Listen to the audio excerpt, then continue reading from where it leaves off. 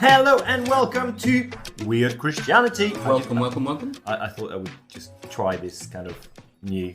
I mean, Weird Christianity. Weird Christianity. Yeah, no, it does work. You are so kind. Yeah. You are so kind. I think sometime you remind me of the guy who encourages the bad people to go on X Factors. Mate, I'm a people pleaser. Like literally, if like I'm doing nothing but praise, it's just like, mate, sounds like you've got a talent.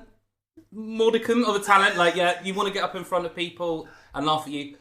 I mean, that's what a comedian does, but you're going in for singing. Whatever. Go for it. Like, I'm behind you. Anyway, hello, welcome to Weird Christianity, where today two friends are going to share two facts over one lunchtime. And I can tell you today that today it smells so much of chips in there. What happened? See, the thing is, what you need to know, that near our studio where we have this is Chris, by the way. This is Chris. Hello.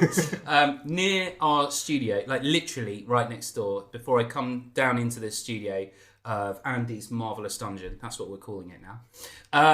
He has a fish and chip shop right by there, and it's the best. So the fish and chip shops are not in the dungeon. They're not in the dungeon. Outside. They are next door. They're next door to it, but you just you have to on the way in. I mean, if you've got poor self-control like I have. Anyway, we are going to do a deep dive into something. We're going to use long words here. Eschatological. Whoa. Which basically means we're going to look at end time stuff. We're going to look at resurrected bodies. So not scatological. No. Perhaps we are. But it's to do with, and I know you guys are waiting for this, we're going to have a look at farting in heaven. Whoa. That's why scatological came into exactly scatological. And that is his fact. My fact is something totally different. Yeah. But let's start with your fact, Chris. So the Church Mouse on Twitter asked a question, and he said, well, I'm enjoying Peter Sanford's book on heaven, but have one point of issue. He argues that Augustine thought that people wouldn't fart in heaven. My reading of Augustine is that he actually thought people would be able to make their farts sound musical and smell sweet in heaven. And then he said, just flagging it for you guys on Weird Christianity to look into. So, taking that on board, I thought I'd do a deep dive into farting. And I know how weird that sounds. Yeah. Anyway. Bring your mask. Yeah, we're prepared. Be prepared, everyone. So you'll be happy to know, or like maybe not surprised to know, that on a cursory search, no one is currently looking into this apart from us right now. So we are pioneers, but since Augustine potentially, pioneers. You know, so we're taking up where that spiritual kind of like, the person of Augustine looked into. We are that. So last time we talked about Karl Barth, who was a pioneer. Yes, absolutely, he was. In theology. Yeah, and we on the same par with him. Yeah, are talking about a fart. Yes, so great. We will get onto that, like in terms of like where it comes about and things like that. So obviously, if we're talking about farting heaven, why do we fart in the first place? So, Jeremy, you're a chemist. I just thought I'd throw that in there. You have a chemist background. But as you know, so the reason we fart is when we are digesting food, there are gases in our intestine, like nitrogen, hydrogen, carbon dioxide are produced. If there's stuff that's higher in fibre, it can produce more of those gases. We swallow air, the bacterial activity in our gut, and there are certain chemical reactions between different food types, hence why we fart. Now, I've got an interesting question that I want to ask Jeremy. Culturally, in France, how is farting perceived normally? Like, is it a rude thing? Is it just a case of it's totally fine? Because in England, I found it's typically, oh no, you don't do that. That's really, culturally, that's embarrassing and really bad. I do have a point. You do have a point. Yeah. It is interesting, isn't it? Because I think that there is a divide between men and women in both in France and in England. Yeah. About my wife certainly doesn't want me to fart in public. I think all wives are the same, aren't they? So. It is interesting. So I think in France is probably the same thing. It's just it's exactly the same thing. You shouldn't fart at work, but if you go to the pub, please be my guest. Okay, you're amongst friends. Exactly. So, I think.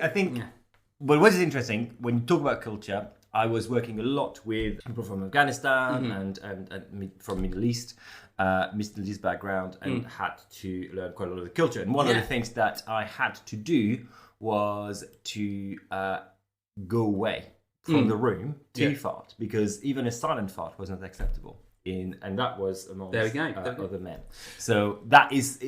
Culturally, there is a lot of culture and faux pas that you can do about fart. And the reason, and then you can swing from that to other cultures who are akin to the fictional character of Shrek, who are basically say, better out than in, I always say. And actually, it's not an issue at all. And it's a compliment to like what you've eaten and stuff like that. So there is definitely a spectrum, but the majority is, if for some reason it's this, even though it's a natural biological process, it's rather embarrassing. And, yes, a lot of the smells associated with it are quite dreadful. Now, so that's the kind of like, I've set you up. That's the background of farting. The background of there is so much to say about farting at a scientific level. Yeah. I am itching to say, but I think we'll move on to the theological level. So, if we go into it, there are lots of things to kind of unpick there. Okay, so like a lot of the things that we pulled apart are the reason that we fart due to our digestive system, how our currently how potentially the chemical reactions between our food work together, bacteria and stuff like that. So, what happens in heaven? Well, our biggest clue that we have in this is the book of Revelation. Now, if you've ever read it, guys, you will need... It's a head spinner. It's a head spinner. It's a head spinner. There's a lot of stuff that is it allegorical? So basically, is that, do we need to interpret this? Is it, using a lot of symbolic language here? Or is this literally, this is what is going to happen in the end days? For example, it talks about there being a feast in heaven. So you're like, right, feast, eating, food, fart, right? So, but is there an actual feast or is it a symbolic feast? So what I'm saying is, at this point, we're going into the realms of, is the word supposition? We're guessing at this point. But resurrected body, which is what we are going to have in heaven, in the new heaven and new earth, that's one belief. Jesus, when he was on earth, had a resurrected body. And as we know from the gospel accounts, he did eat. And we don't know if he farted, but then it doesn't record him even going to the toilet in the gospels as well. But we assume he did. Even before his death. Yeah, exactly. He was not recorded that he farted in any way, shape or form. I mean, maybe... I'm sure there are... It was not recorded that he was breathing either. There are some given things here. Exactly. So there is a lot of stuff that we're assuming, yes, did happen.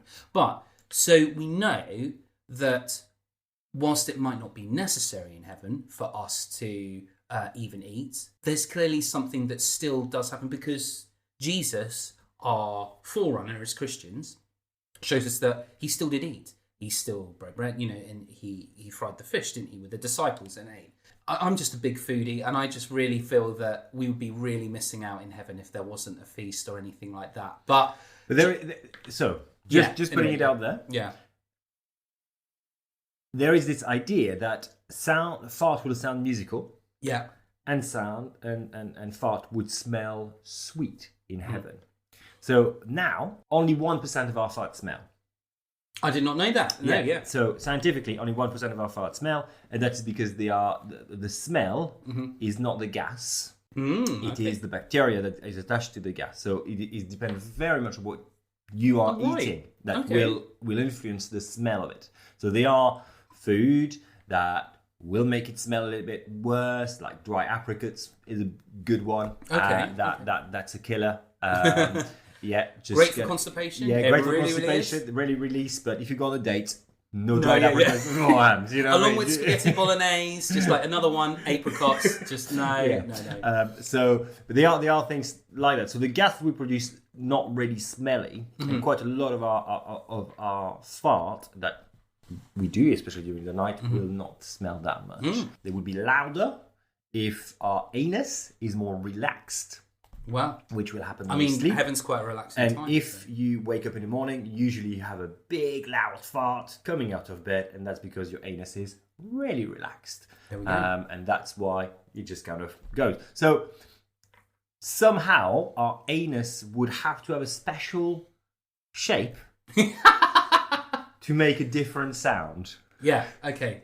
So short of putting a whistle Sort of a resurrect. I mean, again, as I said, guys, we're going deep here. All right, yeah, just like how our resurrected body. I don't know. I mean, God is a God of detail, and our who knows. So shut up, putting a whistle or recorder or whatever instruments that can go there. I could produce a sound that goes musical.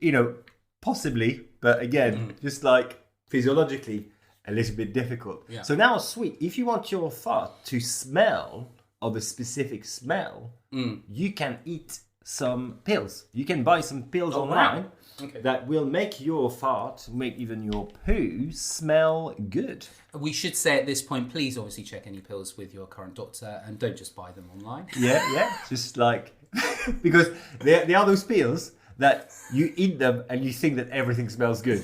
Yeah.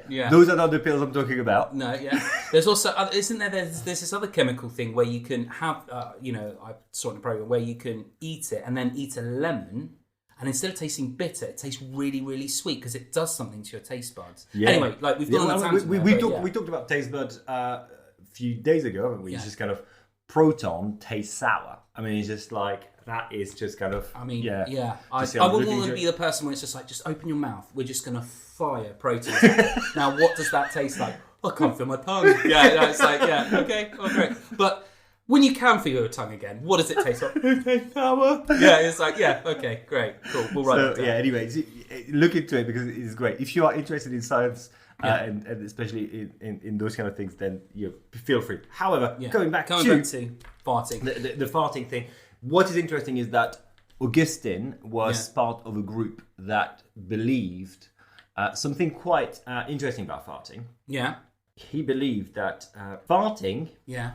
I mean, it's quite hard to discuss it because he was such a good guy, Augustine, and he came up with so many good things. Yeah.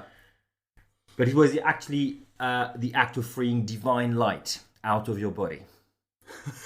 So when you say the sun shines out of your proverbial, was he one of the first people? Do you know what? I never thought of that way. But anyway, now it makes perfect sense. So well done, Augustine. Thanks to you, we have that from it's from an early church father, so we can be like, thank you. Yeah, it's called Manichaeism. Wow. Manichaeism. And I can just about say it as well, so it must be, and I also found about fart. Do you know when there is something that Trump really likes to say about fake news? Yeah, well, the early Christian came up with that very fake first news. Fake news when they invented the god of fart. Oh my days. Wow. Okay. I mean, so actually, what you're saying is actually if we're going true to Augustine's text and who he is, then actually it's not only will our farts sound musical and sweet, but also the light will shine out of our bums as well. So actually, that's the true extent of it. Yeah. But in terms of it, so just wrapping up, guys, it is purely guesswork at this point in terms of what it will be like. There is a possibility that we may fart in heaven, but my feeling on it is that it will no longer carry any embarrassment with it. And why not? It will probably smell sweet and probably be, if not a joyous or a hilarious sound.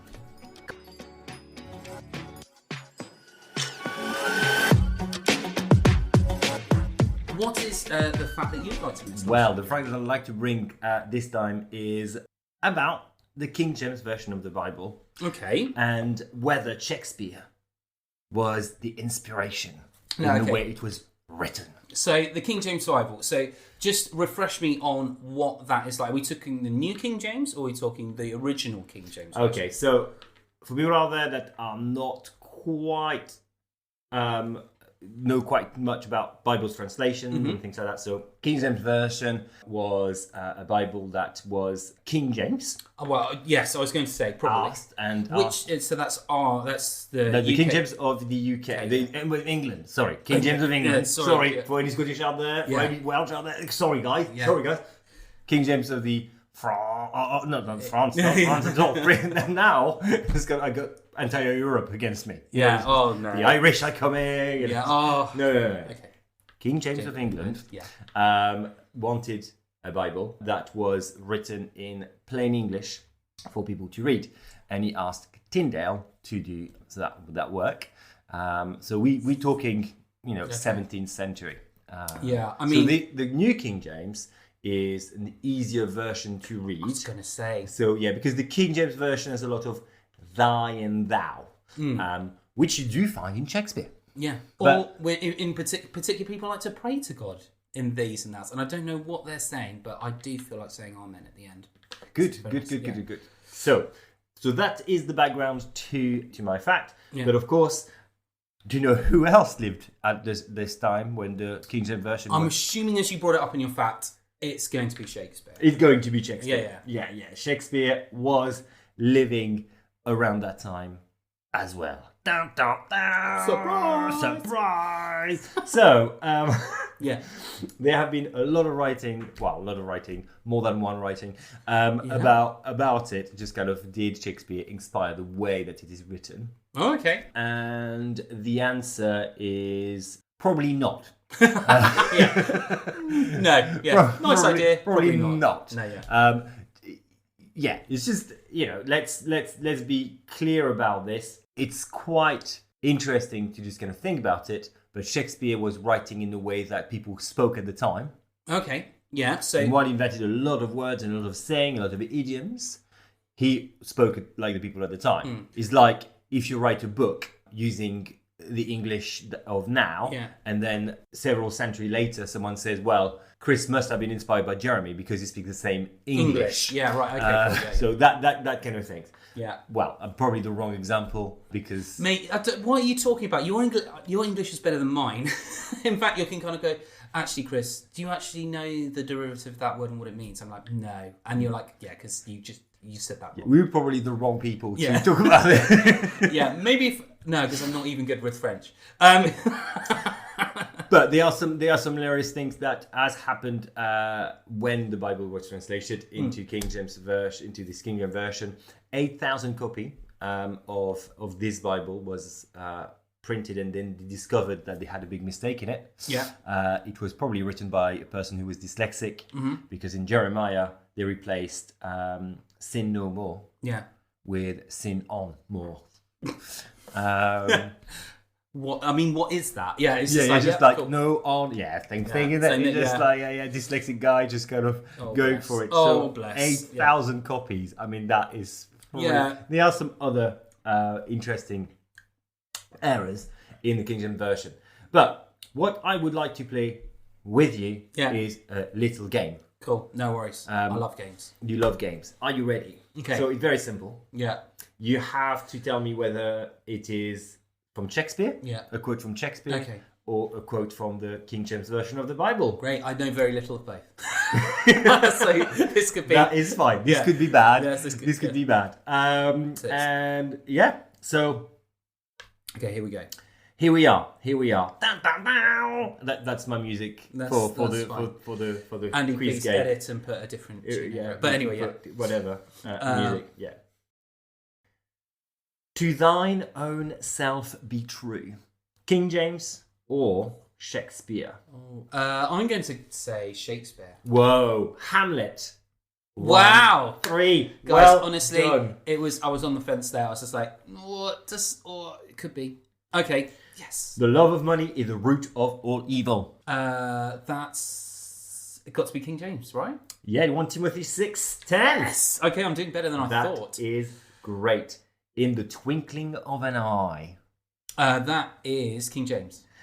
And that is correct. Oh, you're better than I thought you were going to be. Cool. Men of few words are the best men. Men of few words are the best men. Well, the thing is I'm going by the law of averages now. It's like we've had 2 from the box, so I'm going to go Shakespeare. Yeah, King Henry. No, yeah. No, fair enough. This would be. I tell you what. This would be a very dull kind of thing with my wife because she's fantastic. She's fantastic. She's like she would know this. She'd be like, oh, this. So let's try this one. Okay. Out of the mouth of babes. That's Bible. That is the Bible. Yes, King James. And babe is not like what we understand it as babe now. Okay, it's babies. It's just like It's just like Oh dear. Yeah. So shall we have? Moving on quick. Shall we have a last one? Okay, all right. The Decider. The Decider. Tongue-tied. That's Shakespeare. You are Yes! so good. Yes. So good. Was it a word he invented? Tongue-tied. I wouldn't go there because I haven't searched it. Yeah. But for people who are interested, it's in The Winter's Tale. It's in The Winter's Tale. Okay. Yeah. So tongue-tied is from The Winter's Tale 1, 2. For people who wanted and were interested in knowing where it was from. But I mean, these were our razors to my wounded heart. Yeah. That's typically from Shakespeare. I mean, it's quite a dramatic phrase, isn't it? So I think very. the more dramatic it is, you've got to think, oh, that must be Shakespeare. Yeah. He loves drama. But he puts all these words in the mouth of thine handmaid. Yeah. That is from the Bible. No. And I would have been like, oh, that's probably more a Shakespeare thing. Yeah, but it's from 2 Samuel 14, verse 19. Now, giving up the ghost. That is something that I want to talk about. Because giving up the ghost is... Who said it first? Giving up the ghost. Giving up the ghost. What, the Bible or Shakespeare? Yeah, I mean, yes, but giving up the ghost was the very reason it is this situation has appeared. Yeah. And where we were like, okay, so giving up the ghost is King Henry the Sixth. Yeah. So that's the play from Shakespeare, but it's also in the Bible. Okay. So who came up with it first? Tyndall or Shakespeare? And that is why the entire polemic about what did he inspire, Tyndall or not. Oh, okay. So that's where we get it. So the expression was first done Yeah. when Abraham gave up the ghost, meaning died. Right. Okay. That's in Genesis, and then he gave up the ghost, which in Old English, in very much butchered old English. Yeah. That's what it says. So that is where it comes from. Mm-hmm. Yeah. So it looks like, hang on, it could be that Shakespeare came up with it first. Yeah. But Tyndall translated Luke before he translated Genesis. Right, And he translated Luke well before Shakespeare came up with that play. Yeah. And in it, Jesus dies. And Jesus gives up the ghost. Wow. So that just settles the polemic around. There we go. Did Shakespeare inspire Tyndall? And it's probably more the other way around. Yeah. So probably at the end of this discussion, we've solved that and can actually say no. Is the other way around. Shakespeare was inspired by the Bible. Boom! Boom. Well, there we go. I mean, I mean, it kind of sounds like it's. Was it the best? Do we? You know, I think Becky's done one before where she's talked about the best-selling book. I don't know if it was the best-selling book at the time, but like it could. You know, it would make sense, wouldn't it? That it's just like if this is a best-selling book, I'm going to use words from it that people are going to understand. We have to understand that. You know, in the time of Shakespeare, it was not in English. It was not in plain English. Well, they may have had some translation in some English. Some part of the Bible were translated in some English. Was it the Vulgate that they were using? So they had a lot. Yeah, I mean, they had a lot of Latin translation. They had a Greek translation. You know, quite a lot of masses were still in Latin. So you have, you know, for it to be translated, Tyndall was quite an influencer in many ways. Yeah. And probably influenced quite a lot. I wonder what he'd have been like on YouTube, but as an influencer. On YouTube or on Instagram. Yeah, the influencer Tyndall. Tyndall, the influencer. The only thing that I can kind of feed into this is the fact, hoisted by your own petard. Now, I would have thought is that a relation to a fart again? No, it's not actually. But like, I use the phrase all the time, but I had to look it up because genuinely someone quite rightly goes, well, what does that mean, Chris? It's from the Bible. Well, Isaiah 67. I know it's not. It's from Shakespeare. I'd have to look up which play it was, but it's a Shakespearean phrase, and it's about a bomb maker, and it's being basically the translation is hoisted by your own petard. It means the bomb maker was blown up by his own bomb. I think it's probably he got blown up by his own fart. Well, it could be. I mean, that's exactly where I would have gone with that. It's all come round. To farting. Yeah, I mean, again. Anyway, this was my fact, and my fact was exploring whether Tyndall was inspired by Shakespeare, and we believe that it was the other way around. Boom. Mine was again about the heavenly belief of farting, and many thoughts on that. I mean, by all means, please share your thoughts on that as well. please send us your tweets. But please censor them, your like ex, as well. You know, your Instagram messages. Yeah, our producer Andy will sort them all out because we will have nothing to do with that. Please send as many messages as you want. And please tell us how fart works in a scientific manner. Yeah. Please, we want to hear from you guys. Yeah. And thank you again to Church Mouse, who just kind of send us and just kind of really just kind of fired us up. Yeah. And before we go, I need to say that you can find us on Instagram at Weird Christianity or Weird Zeniti on Twitter. However way I pronounce it, that is the mystery. But people this guy found us. Yeah. Even with my button. Yeah, it's no works. That is the mystery. That's why I'm not. Yeah, I'm like me. Yeah, it works. Get it. It works. Yeah. So that's on X or Twitter and at Weird Christianity on Facebook. Please don't forget to subscribe to your favorite podcast provider. We can be found on Spotify. We can be found on Apple. Where can't we be? Let's not explore that. If we can't be found somewhere, let us know. Again, Andy loves receiving those emails, so just let us know. Weird Christianity, and we want to thank you again. Thank you guys for listening to us, but thank the YMCA Exeter for sponsoring this podcast. Yeah. And you can find more about them on their website ymcaexeter.org.uk. And thank you so much for listening. Goodbye. Goodbye, guys. Bye bye.